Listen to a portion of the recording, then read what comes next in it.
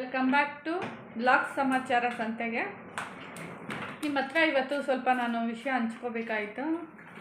ಏನಂದರೆ ನಾವು ಹೊರಟಿದ್ವಲ್ಲ ನಿಮಿಷಾಂಬಾಗೆ, night cancel ಆಯಿತು. ಯಾಕೆಂದರೆ ನನಗೆ ತೀರಾ ಮಟ್ಟ ಬಲಗಣ್ಣು ಹೊಡ್ಕೋತಿತ್ತು. ನನಗೆ ಹೊಡ್ಕೊಂಡಾಗೆಲ್ಲ ಸ್ವಲ್ಪ ಸಣ್ಣ ಪುಟ್ಟ ಜಗಳಗಳಾಗ್ತಿತ್ತು, ಮತ್ತು ಹುಷಾರಿರ್ತಿರ್ಲಿಲ್ಲ.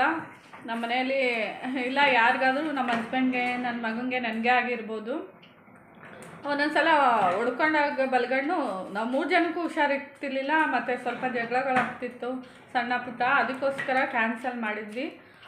ಆಮೇಲೆ ಅದು ಅಲ್ಲದೆ ನಮ್ಮ ಮನೆಯಲ್ಲಿ ಹಲ್ಲಿ ಬರುತ್ತಲ್ಲ ಗೋಡೆ ಮೇಲೆ, ದೇವ್ರ ಮನೆ ಕಡೆ ಹೊಡ್ಕೋತೈತೆ, ಇಲ್ಲಾಂದರೆ ಆ ಕಡೆ ಬಾತ್ರೂಮ್ ಸೈಡ್ ಅಲ್ಲಿ ಸೌಂಡ್ ಮಾಡುತ್ತೆ. ಅದು ಆಯಿತು. ಅದಕ್ಕೋಸ್ಕರ ಬೇಡ, ಯಾಕೆ ರಿಸ್ಕ್ ತೊಗೊಂಡು ಹೋಗೋದು ಅಂತ ಹೋಗಲಿಲ್ಲ. ನನ್ನ ಮಗ ಅಲ್ಲಿ ಅಂತ ಕೈ ತೋರಿಸ್ಕೊಂಡು ಮಾತಾಡಿದ್ನಲ್ಲ, ಅವನು ಹೇಳ್ತಾ ಇದ್ದಾನೆ ನನಗೆ. ಆಮೇಲೆ ಇವಾಗ ವಿಡಿಯೋ ಮಾಡೋಣ ಅಂತ ಫೋನ್ ಎತ್ಕೊಂಡ್ರೆ ಗಂಟ್ಲು ತೋರಿಸು ಅಂತ ಹೇಳ್ತಾನೆ, ಅದನ್ನೇ ಹೇಳ್ತಾನೆ. ಆಮೇಲೆ ಇನ್ನು ಅದು ಸೂಟ್ಕೇಸ್ ಎತ್ ಮಡಗಿಲ್ಲ ಮೇಲೆ, ಅದನ್ನೇ ಇಟ್ಕೊಂಡು ಆಟ ಆಡ್ತಾನೆ ಇದ್ದಾನೆ. ಅದು ಚೇರ್ ಬೇಕು, ಸ್ಟೆಪ್ ಚೇರು ದೊಡ್ಡದು. ಅಡುಗೆ ಮನೆ ಮೇಲೆ ಜಾಗ ಇದೆ, ಅದಕ್ಕೋಸ್ಕರ ಅಲ್ಲಿ ಎತ್ತಿಡೋಕ್ಕೆ.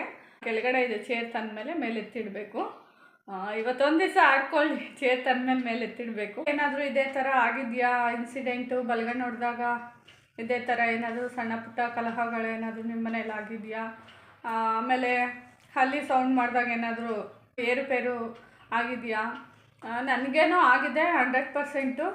ಎಷ್ಟೊಂದು ಸಲ, 1 ಸಲ ಅಲ್ಲ, 2 ಸಲ ಅಲ್ಲ, ತುಂಬ ಸಲ ಇದೇ ಥರ ಆಗಿದೆ.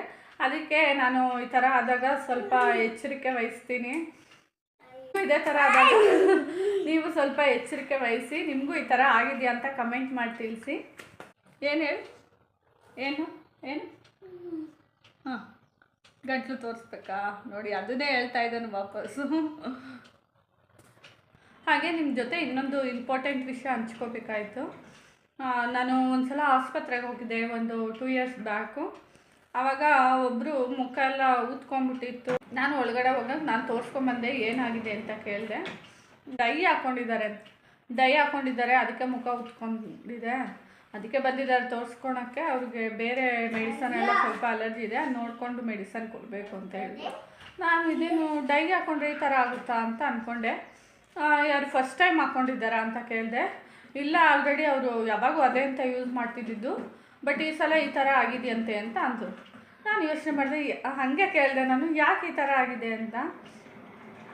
ಅವಾಗ ಹೇಳಿದ್ರು, ಒಂದೊಂದು ಸಲ ಹಂಗಾಗುತ್ತೆ, ಒಂದು ಸಲ ಅಡ್ಜಸ್ಟ್ ಆಗಿರುತ್ತೆ, ಇನ್ಯಾವಾಗೋ ಹಾಕ್ಕೊಂಡಿರ್ತೀವಿ, ಅವಾಗ ಅಡ್ಜಸ್ಟ್ ಆಗಿರಲ್ಲ. ಆಗಿರ್ಬೋದು, ಒಂದು ದಿವಸ ಇದ್ದಂಗೆ ಒಂದು ದಿವಸ ಇರಲ್ಲ. ಅದೇ ಥರ ಬಾಡಿನೂ ಚೇಂಜ್ ಆಗ್ತಾ ಇರುತ್ತೆ. ನೀವು ನೋಡ್ಕೊಂಡು ಯೂಸ್ ಮಾಡಬೇಕು ಅಂತ ಹೇಳಿದ್ರು. ಹೌದಲ್ಲ ಅಂತ ನಾನು ಯೋಚನೆ ಮಾಡಿದೆ.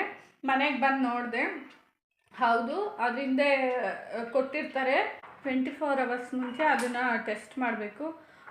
ಕಿವಿಯಿಂದ ಟೆಸ್ಟ್ ಮಾಡಿದ್ರೆ ಬೆಟರು ಅಂತ ಅನ್ಕೋತೀನಿ. ಎಷ್ಟೊಂದು ಜನ ಹಾಗೆ ಹೇಳ್ತಾರೆ. 24 ಅವರ್ಸ್ ಹಾಕ್ಕೊಂಡ್ರೆ ಅದು ಡೈದು ಹಾಗೆ ಬ್ಲ್ಯಾಕ್ ಥರ ಆಗ್ಬಿಡಲ್ವಾ, ಕಿವಿಯಿಂದ ಕಾಣಿಸಲ್ಲ ಅಂತ ಹಾಕೋಬೇಕಷ್ಟೇ. ನಾವು ಹಾಕ್ಕೊಂಡು ಟೆಸ್ಟ್ ಮಾಡಿ ಮಾರನೇ ದಿವಸ ಹಾಕ್ಕೊಂಡು ಡೈನ ನಾವು ಸ್ನಾನ ಮಾಡಬೇಕಾಗುತ್ತೆ. ಅದರಿಂದ ಅದೇ ಥರನೇ ಬರೆದಿರುತ್ತೆ, 1 ಡೇ ಟೆಸ್ಟ್ ಮಾಡಿ ಆಮೇಲೆ ಹಾಕ್ಕೊಳ್ಳಿ ಅಂತ. ದಯವಿಟ್ಟು ಕೆಲವೊಂದು ಸಲ ಹೆಂಗೆ ಏನು ಅಂತ ಹೇಳೋಕ್ಕಾಗೋದಿಲ್ಲ. ಒಂದು ಸಲ ಟೆಸ್ಟ್ ಮಾಡಿಕೊಂಡು ನೀವು ಹಾಕ್ಕೊಳ್ಳಿ. ನಾನು ಅಷ್ಟೇ ಟೆಸ್ಟ್ ಮಾಡ್ಕೊಂಡು ಹಾಕೋಬೇಕು ಅಂತ ಡಿಸೈಡ್ ಮಾಡಿದ್ದೀನಿ. ಟೆಸ್ಟ್ ಮಾಡ್ಕೊಂಡೆ ಕೂಡ ಈಗಲೂ ಹಾಕೋತಾ ಇರೋದು. ನಾನು ವ್ಲಾಗಲ್ಲೂ ನನಗಾಗಿರೋ ಅನುಭವನ ನಿಮ್ಮ ಹತ್ರ ಹಂಚ್ಕೋತೀನಿ. ಅದರಿಂದ ನಿಮ್ಗೆ ಉಪಯೋಗ ಆಗ್ಬೋದು ಅಂತ ಅನ್ಕೋತೀನಿ. ವ್ಲಾಗಲ್ಲೂ ನಿಮಗೆ ಯಾವುದಾದ್ರೂ ಒಂದು ಇನ್ಫಾರ್ಮೇಷನ್ ಇರುತ್ತೆ ಅಂತಲೇ ಹೇಳ್ಬೋದು. ತಗೊಳ್ಳೋದು ಬಿಡೋದು ನಿಮಗೆ ಬಿಟ್ಟಿದ್ದು. ಇದು ನನ್ನ ಅನುಭವ ಅಷ್ಟೇ, ನನ್ನ ಅಭಿಪ್ರಾಯ ಅಷ್ಟೇ. ತುಂಬ ಖುಷಿಯಾಗಿದ್ವಿ, ನಾಳೆ ಹೋಗ್ತಾ ಇದ್ವಿ ನಿಮಿಷಾಂಬಾಗೆ ಅಂತ. ಬಟ್ ಸ್ವಲ್ಪ ಬೇಜಾರು ಕೂಡ ನನಗೆ ಜಾಸ್ತಿನೇ ಆಯಿತು ಅಂತ ಹೇಳಿ. ನಾನು ಹರಕೆ ಮಾಡ್ಕೊಂಡಿದ್ದೆ, ತುಂಬ ಹರಕೆಗಳಿದ್ದಾವೆ. ಅದರಲ್ಲಿ ಒಂದು 3/4% ತೀರಿಸಿದ್ದೀನಿ ಅಂತಲೇ ಹೇಳ್ಬೋದು. ನನ್ನ ಮಗ ಹುಟ್ಟಾಗಿಂದ, ನಾನು ಮದುವೆ ಆದಾಗಿಂದ ಹರಕೆ ಮಾಡ್ಕೊಂಡಿದ್ದು, ನನ್ನ ಮಗ ಹುಟ್ಟ ಮೇಲೆ ಹರಕೆ ಮಾಡ್ಕೊಂಡಿದ್ದು. ನಮ್ಮ ಅತ್ತೆದೇ ಜಾಸ್ತಿ ಹರಕೆ ಇದ್ದಿದ್ದು. ಅವ್ರು ಎಷ್ಟು ಹೇಳಿದ್ರು ಕೇಳೋದಿಲ್ಲ, ಹರಕೆಗಳು ಜಾಸ್ತಿ ಮಾಡ್ಕೊಂಡ್ಬಿಡ್ತಾರೆ. ಅವ್ರದ್ದು ನಂದು ಎಲ್ಲ ಸೇರಿಸಿ, ನಾನು ಸ್ವಲ್ಪ, ನಮ್ಮ ಹಸ್ಬೆಂಡ್ ಸ್ವಲ್ಪ, ನಮ್ಮ ಅತ್ತೆ ಸ್ವಲ್ಪ ಎಲ್ಲ ಸೇರಿಸಿ ನನ್ನ ಮಗ ಹುಟ್ಟಾಗಿಂದ 3 ವರ್ಷದಿಂದ ಹರಕೆ ತೀರಿಸ್ತಾ ಇದ್ದೀನಿ ಅಂತಲೇ ಹೇಳ್ಬೋದು. ನಿಮಿಷಾಂಬಾಗೆ ಮದುವೆಗೆ ಮುಂಚೆ ಎಲ್ಲ ಹೋಗಿದ್ವಿ, ಬಂದು ಪೂಜೆ ಮಾಡಿಸ್ತೀವಿ ಮಗು ಆದಮೇಲೆ ಅಂತ ಎಲ್ಲ ಅಂದ್ಕೊಂಡಿದ್ವಿ. ಆಮೇಲೆ ನಾವು ಅವನಿಗೆ ಮುಡಿ ಕೊಡಬೇಕಾಯಿತು ಶ್ರೀರಂಗಪಟ್ಟಣದಲ್ಲಿ ಅಂತ ಅಂದ್ಕೊಂಡಿದ್ದೆ ಮಗು ಆದಮೇಲೆ. ಆಮೇಲೆ ನಿಮಿಷಾಂಬದಲ್ಲೂ ಅಂದ್ಕೊಂಡಿದ್ದೆ. ಈ ಸಲ ನಾನು ಧರ್ಮಸ್ಥಳಕ್ಕೆ ಹೋಗಿ ಮುಡಿ ಕೊಟ್ಟಿರೋದ್ರಿಂದ 2 ಕಡೆ ಮತ್ತೆ ಕೊಡೋಕ್ಕಾಗಲ್ಲ. ನಾನು ಇನ್ನು ಮಲೆ ಮಹದೇಶ್ವರ ದೇವಸ್ಥಾನದಲ್ಲೇ ಅಲ್ಲೂ ಮುಡಿ ಕೊಡಬೇಕು, ಹಾಗೆ ತಿರುಪತಿಯಲ್ಲೂ ಮುಡಿ ಕೊಡಬೇಕು. ನನ್ನ ಮಗ ಆಗಲೇ ಸ್ಕೂಲ್ಗೆ ಹೋಗೋಕ್ಕೆ ಸ್ಟಾರ್ಟ್ ಮಾಡ್ತಾನೆ ಜೂನಿಂದ. ಅದಕ್ಕೆ ಅಲ್ಲೇ 2 ಕೊಡೋಣ, ಇಲ್ಲಿ ತಪ್ಕೊಂಡು ಹಾಕ್ಬಿಡೋಣ. ಅಕಸ್ಮಾತ್ ಏನಾದ್ರು ದೊಡ್ಡವನಾದಾಗ ಯಾವಾಗಾದ್ರೂ ಕೊಟ್ಕೊಳೋಣ ಅಂತ ಅಂದ್ಕೊಂಡಿದ್ದೀನಿ. ನೀವು ಅಷ್ಟೇ ಅವ್ರು ಇವ್ರು ಹೇಳ್ತಾರೆ ಕೇಳ್ತಾರೆ ಅಂತ ಜಾಸ್ತಿ ಹರಕೆಗಳು ಹೊತ್ಕೋಬೇಡಿ. ಯಾಕಂದರೆ ತೀರ್ಸೋಕ್ಕಾಗೋದಿಲ್ಲ. ಆ ಟೈಮ್ ಹೆಂಗಿರುತ್ತೆ ಏನಿರುತ್ತೆ ಅಂತ ಹೇಳೋಕ್ಕಲ್ಲ. ಕೆಲವೊಂದು ಸಲ ಹೋಗೋಕ್ಕಾಗಲ್ಲ, ಕೆಲವೊಂದು ಸಲ ಅಮೌಂಟ್ ಅಡ್ಜಸ್ಟ್ ಆಗಲ್ಲ. ಈ ಥರ ಹುಡುಕ್ತಾ ಹೋದರೆ ಕಾರಣಗಳು ತುಂಬ ಸಿಗುತ್ತೆ. ಸಣ್ಣ ಪುಟ್ಟ ಹರಕೆಗಳಾದರೆ ಓಕೆ, ಅಲ್ಲಿ ಇಲ್ಲಿ ಅವ್ರಿವ್ರು ಹೇಳ್ತಾರೆ ಅಂತ ಅಲ್ಲಿ ಇಲ್ಲಿ ಕಟ್ಕೋಬೇಡಿ. ನಿಮ್ಮ ಮನೆ ದೇವ್ರಿಗೆ ಸ್ವಲ್ಪ ಕಟ್ಕೊಂಡು ಸುಮ್ಮನಾಗಿ, ಈಗ ಹುಷಾರಿಲ್ಲದೆ ಇದ್ದಾಗ ಅದು ಇದು ಎಲ್ಲ ಹೇಳ್ತಾರೆ, ಅದು ಮಾಡಿ ದೇವ್ರಿಗೆ ಇದು ಮಾಡ್ಕೊಳ್ಳಿ ಅದು ಮಾಡಿ ಅಂತ, ಆ ಥರ ಎಲ್ಲ ಮಾಡೋಕ್ಕೆ ಹೋಗಬೇಡಿ. ನಿಮ್ಮ ಮನೆ ದೇವ್ರಿಗೆ ಹರಕೆ ಕಟ್ಕೊಂಡು ಸಿಂಪಲಾಗಿ ಅದನ್ನು ನಿಮ್ಮ ಕೈಲಿ ಮಾಡೋಕ್ಕಾಗುತ್ತಾ ಅಂತ ನೋಡಿಕೊಂಡು ಹರಕೆ ಕಟ್ಕೊಂಡು ನಿಮ್ಮ ಮನೆ ದೇವ್ರಿಗೆ ಅದನ್ನು ಮಾಡ್ಕೊಳ್ಳೋದು ನೋಡಿ. ಎಲ್ಲ ದೇವರು ಒಂದೇ ಅಂತಲೇ ನಾನು ಹೇಳ್ತೀನಿ. ಸಾರಿ. ಹರಕೆಗಳೆಲ್ಲ ತೀರಾದ್ಮೇಲೆ ಅಂಬೇಡ್ಕರ್ ಕಾಲೇಜ್ ಇದೆ ನೋಡಿ, ಕೆಂಗೇರಿ ರೋಡಲ್ಲಿ ಬರುತ್ತಲ್ಲ, ಅಲ್ಲಿಂದ ಸ್ವಲ್ಪ ಮುಂದೆ ಹೋದರೆ ಅಲ್ಲಿ ಒಂದು ದೇವಸ್ಥಾನ ಇದೆ, ಗಣೇಶನ ದೇವಸ್ಥಾನ. ಯಾವುದಾದ್ರೂ ಮರ್ತೋಗಿದ್ರೆ, ಏನಾದರೂ ನಮಗೆ ಗೊತ್ತಿಲ್ಲದಿದ್ರೆ, ಹರಕೆಗಳು ಕಟ್ಕೊಂಡ್ಬಿಟ್ಟಿರ್ತೀವಿ, ತೀರ್ಸೋಕ್ಕಾಗದಿದ್ರೆ, ನಾವು ಮರ್ತೋಗಿದ್ರೆ ಅಲ್ಲಿ ಕಾಯಿ ಕೊಡ್ತಾರೆ ದೇವಸ್ಥಾನದಲ್ಲಿ. ಅದನ್ನು ದೇವ್ರಿಗೆ ಕೊಡಬೇಕು, ಇಟ್ಬಿಟ್ಟು ಪೂಜೆ ಮಾಡ್ತಾರೆ. ಅದರಿಂದ ಈಗ ಎಲ್ಲಾದರೂ ಏನಾದರೂ ಶಾಸ್ತ್ರ ಕೇಳಿದಾಗ ನೀವು ಹರಕೆ ಮಾಡ್ಕೊಂಡಿದ್ದೀರಾ, ಅದು ನೀವು ಮರ್ತುಬಿಟ್ಟಿದ್ದೀರಾ, ನಿಮಗೆ ಗೊತ್ತಿಲ್ಲ, ನೀವು ತೀರಿಸ್ಬೇಕು ಅಂತ ಹೇಳ್ತಾರಲ್ಲ, ಅವಾಗ ನೀವು ತುಂಬ ಯೋಚನೆ ಮಾಡ್ತೀರಾ, ಏನು ಹರಕೆ ಮಾಡ್ಕೊಂಡಿದ್ವಿ, ಇಲ್ಲ ನಮ್ಮ ಪೂರ್ವಜರು ಏನಾದರೂ ಹರಕೆ ಮಾಡ್ಕೊಂಡಿದ್ರ, ನಾವು ತೀರಿಸಿಲ್ವಾ ಅಂತ ಯೋಚನೆ ಮಾಡ್ತೀವಿ. ಆಗ ನಮಗೂ ಗೊತ್ತಾಗೋದಿಲ್ಲ ಏನಿದೆ ಏನಿಲ್ಲ ಅಂತ. ಅಂಥ ಟೈಮಲ್ಲಿ ಆ ದೇವಸ್ಥಾನಕ್ಕೆ ಹೋಗಿ ಎಷ್ಟೊಂದು ಜನ ಆ ಥರ ಕಾಯಿ ಕೊಟ್ಬಿಟ್ಟು ಬರ್ತಾರೆ. ಅದು ಅಲ್ಲಿ ಪದ್ಧತಿ ಕೂಡ ಇದೆ. ಎಷ್ಟೊಂದು ಜನ ಹಾಗೆ ಅಂದರು ನಮಗೆ. ನಾವು ಆಗಲೇ ಒಂದು 3-4 ಇಯರ್ಸ್ ಬ್ಯಾಕ್ ಒಂದು ಸಲ ಹೋಗಿದ್ವಿ, ಕಾಯಿ ಕೊಟ್ಬಿಟ್ಟು ಬಂದಿದ್ವಿ. ಯಾಕಂದರೆ ನಾವು ಆಲ್ರೆಡಿ ಎಲ್ಲ ಹರಕೆಗಳು ತೀರಿಸಿದ್ವಿ ಮದುವೆದೆಲ್ಲ. ಇನ್ನೊಂದು ಹಂಚ್ಕೋಬೇಕು, ಅಲ್ಲಿ ಒಂದು ಕಲ್ಲಿದೆ, ಸತ್ಯ ಎಷ್ಟಿದೆ ಅಂತ ನೋಡ್ಬೋದು ನೀವು.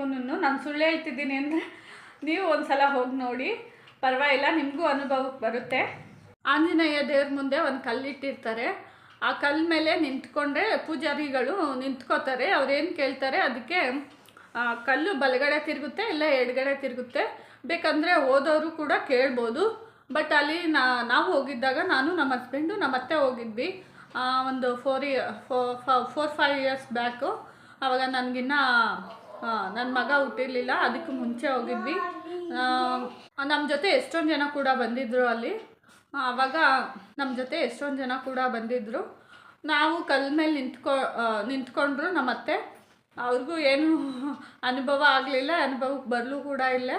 ಆಮೇಲೆ ನಮ್ಮ ಹಸ್ಬೆಂಡು ಕೂಡ ಸ್ವಲ್ಪ ಹೊತ್ತು ನಿಂತಿದ್ರು, ಅವ್ರಿಗೂ ಕೂಡ ಅನುಭವ ಆಗಲಿಲ್ಲ.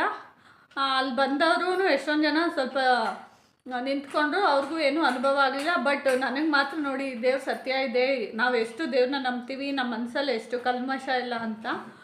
ನಾನು ನಿಂತ್ಕೊಂಡ್ಮೇಲೆ ನಾನು ಏನು ಕೇಳ್ಕೊಂಡೆ ತಿರುಗ್ತು. ನನಗೆ ಬಲಗಡೆ ನಾನು ಏನು ಕೇಳ್ಕೊಂಡೆ ಅದು ಬಲಗಡೆ ತಿರುಗ್ತು. ನನಗೆ ಅದು ಕೆಲಸ ಕೂಡ ಆಯಿತು. ನನ್ನ ಮಗು ಬಗ್ಗೆ ಕೇಳ್ಕೊಂಡಿದ್ದೆ, ಆಗುತ್ತೆ ಅಂತ ಆಯಿತು. ಹಾಗೆ ನನಗೂ ಕೂಡ ಆಯಿತು. ಅಲ್ಲಿ ಸತ್ಯ ಇದೆ, ನಿಜ ಇದೆ. ಇಲ್ಲಾಂದರೆ ನಮ್ಗೆ ನೋಡಿದಾಗ ಹಂಗೆ ಅನಿಸುತ್ತೆ, ಇವರು ಸುಳ್ಳು ಹೇಳ್ತಾ ಇದ್ದಾರೆ ಪೂಜಾರಿಗಳು ಅಂತ. ಬಟ್ ಅದು ಸುಳ್ಳಲ್ಲ. ನನ್ನ ಅನುಭವಕ್ಕೆ ಬಂದಿರೋದು ನಾನು ಹೇಳ್ತಾ ಇದ್ದೀನಿ ಅಷ್ಟೇ. ಯಾರು ನಂಬಿದ್ರೆ ನಂಬೋದು, ಬಿಟ್ಟರೆ ಬಿಡ್ಬೋದು. ಅದು ಅವ್ರ ಅಭಿಪ್ರಾಯಕ್ಕೆ ಬಿಟ್ಟಿದ್ದು, ಅವ್ರ ಅನುಭವಕ್ಕೆ ಬಿಟ್ಟಿದ್ದು ಅಂತಲೇ ಹೇಳ್ಬೋದು. ಇದು ನನ್ನ ಅನುಭವಕ್ಕೆ ಬಂದಿರೋದು, ನಾನು ಹಂಚ್ಕೋತಾ ಇದ್ದೀನಿ ವಿಷಯನ. ನನಗೆ ಮಾತ್ರ ಅದು ಸತ್ಯ ಇದೆ ಅಂತ ಗೊತ್ತು. ನಾನು ಎಲ್ಲ ಹರಕೆಗಳನ್ನ ತೀರ್ಸಾದ್ಮೇಲೆ ನಾನು ಅಲ್ಲಿಗೆ ಕಾಯಿ ಕೊಡೋಕ್ಕೆ ಹೋಗಬೇಕು. ಆವಾಗ ನಾನು ಒಂದು ಸಲ ವೀಡಿಯೋ ಮಾಡಬೇಕಂದ್ರೆ ಹಾಕ್ತೀನಿ. ನೀವು ಯಾರಾದರೂ ಇಂಟ್ರೆಸ್ಟ್ ಇದ್ದರೆ ಆ ದೇವಸ್ಥಾನಕ್ಕೆ ಹೋಗ್ಬೋದು. ನೀವೇನಾದರೂ ಹೋಗ್ಬೇಕಂದ್ರೆ ನನಗೆ ಕಮೆಂಟ್ ಮಾಡಿ ತಿಳಿಸಿ. ನಾನು ಅಡ್ರೆಸ್ಸು ಎಕ್ಸಾಕ್ಟಾಗಿ ಹೇಳ್ತೀನಿ, ಎಲ್ಲಿ ಬರುತ್ತೆ, ಎಲ್ಲಿ ಹೋಗಬೇಕು, ಯಾವ ಥರ ಅಲ್ಲಿ ಒಳಗಡೆ ಇದೆ, ಏನಿಲ್ಲ. ಅಲ್ಲಿ ಒಳಗಡೆ ಪ್ರೊಸೀಜರು, ಕಾಯಿ ಕೊಡ್ತಾರೆ, ದೇವ್ರ ಮುಂದೆ ಇಟ್ಟು ಪೂಜೆ. ಹಾಗೆ ಅಲ್ಲಿ ಆವಾಗ ನೀವು ಹಳೇದು ಯಾವುದೇದು ಹರಕೆಗಳು ತೀರಿಸಿಲ್ಲ ಅದೆಲ್ಲ ಅಲ್ಲಿಗೆ ಮರ್ತಿರೋದೆಲ್ಲ ಮುಗಿಯುತ್ತೆ. ಎಲ್ಲ ಮಾಡಿರೋದು ಗೊತ್ತಿರೋವೆಲ್ಲ ಮಾಡಿಬಿಡಿ, ಅರ್ಕನ ಗೊತ್ತಿಲ್ದಿರೋದೆಲ್ಲ ದೇವ್ರಿಗೆ ಬಿಟ್ಬಿಡಿ. ಅದಕ್ಕೋಸ್ಕರನೇ ಅಲ್ಲಿ ಕಾಯಿ ಕೊಡೋದು. ಅದಾದಮೇಲೆ ಅಲ್ಲಿ ಆಂಜನೇಯನ ಪೂಜೆ ನಡೆಯುತ್ತೆ, ಅಭಿಷೇಕ ಎಲ್ಲ ನಡೆಯುತ್ತೆ. ಅದಾದಮೇಲೆ ಆಂಜನೇಯನ ಮುಂದೆನೇ ಅಲ್ಲಿ ಕಲ್ಲು ಇದಿರೋದು, ಅಲ್ಲಿ ಶಾಸ್ತ್ರ ಕೂಡ ಹೇಳ್ತಾರೆ. ನಾವು ಹೋದಾಗ ಒಂದು 5 ಇಯರ್ಸ್ ಬ್ಯಾಕು ಅಲ್ಲಿ ಶಾಸ್ತ್ರ ಕೂಡ ಹೇಳ್ತಿದ್ರು. ಜಾತಕ ಏನಿಲ್ಲ, ಸುಮ್ಮನೆ ಹಂಗೆ ಹೇಳ್ತಿದ್ರು. ಮೋಸ್ಟ್ಲಿ ಜಾತಕ ತೊಗೊಂಡೋದ್ರೂ ಹೇಳ್ತಾರೋ ಏನೋ, ನನಗೆ ಇನ್ನೂ ಕ್ಲಾರಿಟಿ ಇಲ್ಲ. ಯಾಕಂದರೆ 5 ವರ್ಷ ಆಗೋಯ್ತಲ್ಲ ನಾವು ಹೋಗಿ. ಇವಾಗ ಏನೇನು ಅಲ್ಲಿ ಪ್ರೊಸೀಜರ್ ಇದೆಯೋ ನನಗೆ ಗೊತ್ತಿಲ್ಲ. ಯಾರೆಲ್ಲ ಹೊಸದಾಗಿ ನನ್ನ ಚಾನಲ್ನ ನೋಡ್ತಾ ಇದ್ದೀರಾ, ಪ್ಲೀಸ್ ಸಬ್ಸ್ಕ್ರೈಬ್ ಮಾಡ್ಕೊಂಡು ನೋಡಿ, ಬೆಲ್ ಐಕಾನ್ ಕ್ಲಿಕ್ ಮಾಡಿ. ನೆಕ್ಸ್ಟ್ ವ್ಲಾಗ್ ನಿಮಗೆ ನೋಟಿಫಿಕೇಷನ್ ಬರುತ್ತೆ, ನೋಡ್ಬೋದು. ಈ ವಿಡಿಯೋದಲ್ಲಿ ನಿಮ್ಗೆ ಇನ್ಫಾರ್ಮೇಷನ್ ಇಷ್ಟ ಆದರೆ ಲೈಕ್ ಮಾಡಿ, ಶೇರ್ ಮಾಡಿ. ನನ್ನ ಮಗನಿಗೆ 2 ಚಾಕ್ಲೇಟ್ 2 ಬಿಸ್ಕೆಟ್ ಬೇಕಂತೆ. ಬಾಯ್ ಮಾಡು. ಬಾಯ್. ಕೀಪ್ ಸ್ಮೈಲಿಂಗ್ ಅನ್ನು. ಮಕ್ಕಳು ಎಷ್ಟು ಮುದ್ದು ಅಲ್ಲ, ಮಾತಾಡೋದು ನೋಡೋದು ಎಲ್ಲ. Keep smiling. Thank you for watching all. Until then bye. Next ಬ್ಲಾಗಲ್ಲಿ ಸಿಗೋಣ.